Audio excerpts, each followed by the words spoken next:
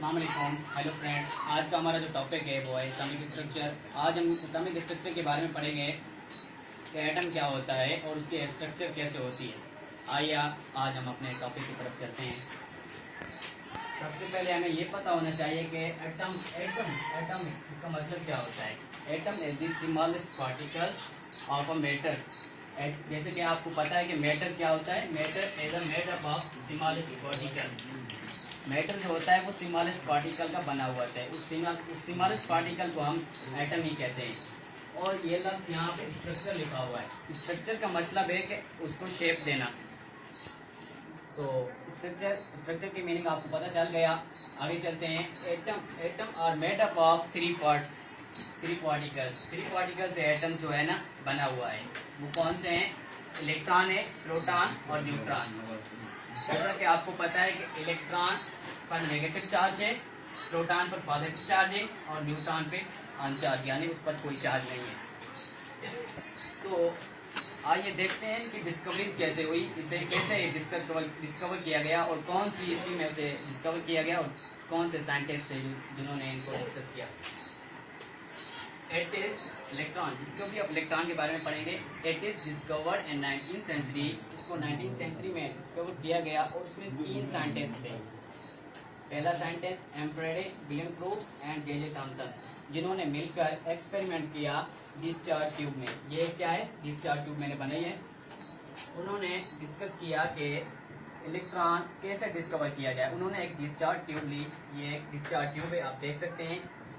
तो उन्होंने एक बैटरी यानी चार्जेस लगाई। तो एक तरफ से पॉजिटिव चार्ज यानी कैथोड और दूसरी तरफ से माइनस चार्ज। तो यहाँ पे एक्सपेरिमेंट किया उन्होंने। यहाँ से एक एयर लो का जो है मतलब कि टेम्परेचर दिया। तो टेम्परेचर उन्होंने यहाँ से दिया और यहाँ से एक ग्रीन ग्लू रखा, यानी ग्रीन कलर का उसे ग्लू कहते हैं। उन्होंने यहाँ पे रखा और वहाँ इधर से उन्होंने पार्टिकल गुजारे। तो उन्होंने अपनी डिस्चार्ज ट्यूब में देखा कि इसी तरफ से कुछ पार्टिकल्स आ रहे हैं, इसी तरफ से कुछ पार्टिकल्स आ रहे हैं जिन्हों के माइनस चार्ज है। माइनस चार्ज यहाँ पे जा रही है। तो उन्होंने समझा कि माइनस चार्ज क्यों जा रही है। तो उन्होंने एक्सपेरिमेंट किया कि इलेक्ट्रॉन है, क्योंकि उन्हें पहले भी वैसे भी कुछ साइंटिस्ट ने बताया था कि इलेक्ट्रॉन पे माइनस चार्ज है। तो उन्होंने बताया कि यही इलेक्ट्रॉन है जो दूसरी तरफ से मतलब तीसरी तरफ रिफ्लेक्ट जा रहे हैं पार्टिकल्स। तो यहाँ पे उन्होंने ऐसे ही डिस्कवर किया। तो यहाँ से एक वैक्यूम पंप आपको नज़र आ रहा है, जिसकी मदद से मतलब एयर अंदर नहीं जाती। यहाँ से जो मतलब कि कुछ एनवायरनमेंट में मौजूद होती है वही अंदर नहीं जाती। तो यहाँ पे देखिए डिस्कवरी ऑफ प्रोटॉन कैसे हुई। तो आइए देखते हैं। इट इज़ डिस्कवर्ड इन 1897 यानी 1897 में डिस्कवर किया। किसने? गोल्डस्टाइन और रदरफोर्ड, 2 साइंटिस्ट थे जिन्होंने डिस्कवर किया प्रोटॉन को कैसे सेम ही उन्होंने डिस्चार्ज ट्यूब ली, सेम ही तरीके से सेम ही वे से उन्होंने ये बताया कि प्रोटॉन कैसे डिस्कवर किया जाता है। तो उन्होंने अपोजिट साइड से मतलब कि पहले इधर से वैक्यूम पंप बनाया था और अभी इधर से, ताकि यहाँ से कोई एयर अंदर ना जाए। तो यहाँ पे उन्होंने कैथोड रे सेम रखे और यहाँ पे एनोड। तो उन्होंने एनोड की तरफ से एयर लो टेम्परेचर दिया, जहाँ से कुछ पार्टिकल्स इस तरफ जाने लगी यानी इसकी साइड। तो यहाँ पे कुछ प्लस चार्ज जाने लगे। उन्हें तो वैसे ही पता था कि प्लस चार्ज प्रोटॉन पे होती है। उन्होंने सोचा कि यही मतलब कि उन्होंने डिस्कवर कर लिया कि प्रोटॉन यही होते हैं। अब डिस्कवरी ऑफ न्यूट्रॉन एक साइंटिस्ट चैडविक ने की जो 1932 में। तो उसने डिस्कवरी इसलिए की क्योंकि उन्होंने बताया था कि एटम के अंदर 3 पार्टिकल्स होते हैं, इलेक्ट्रॉन, प्रोटॉन और न्यूट्रॉन। न्यूट्रॉन पे कोई चार्ज नहीं, ये एक न्यूट्रल है। तो चैडविक ने एक इक्वेशन दी, beryllium plus helium equal to carbon n किसको शो करता है।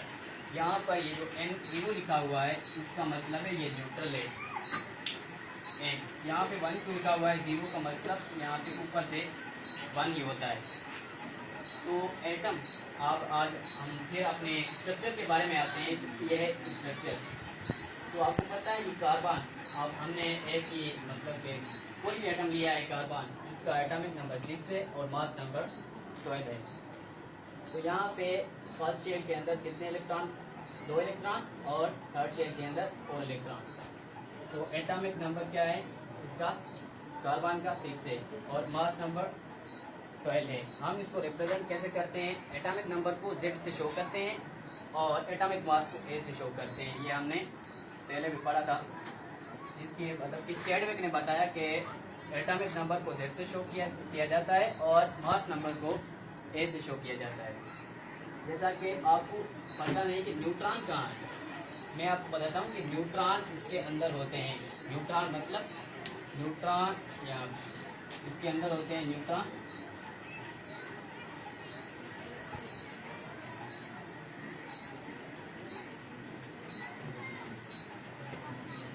ये इसका फार्मूला है, ठीक है। ये प्लस है, यानी इसके अंदर होते हैं, हम प्लस कहते हैं तो हमको एटॉमिक मास मिल जाता है। और इसको अगर माइनस कहें तो हमको क्या मिल जाता है? न्यूट्रॉन मिल जाते हैं। तो यहाँ पे एक सवाल उठता है कि इलेक्ट्रॉन जो होते हैं स्केल में रिवॉल्व क्यों करते हैं, इसके अंदर गिरते क्यों नहीं? तो इसका आंसर ये है कि इलेक्ट्रॉन, ये जो इलेक्ट्रॉन है यहाँ पे क्या होता है? एक फोर्स होती है, सेंट्रीपिटल फोर्स। आपने डेफिनेशन पढ़ी होगी सेंट्रीपिटल फोर्स की, जो मतलब अराउंड द एटम, जो मतलब ये एटम के चौधारी, ठीक है।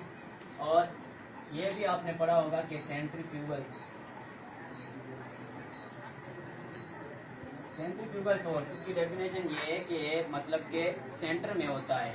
मतलब कि इसका मतलब ये हुआ इलेक्ट्रॉन के अंदर सेंट्रीपिटल फोर्स होती है जो कि इनको रिवॉल्व कराती रहती है और इसको अंदर नहीं गिरने देती।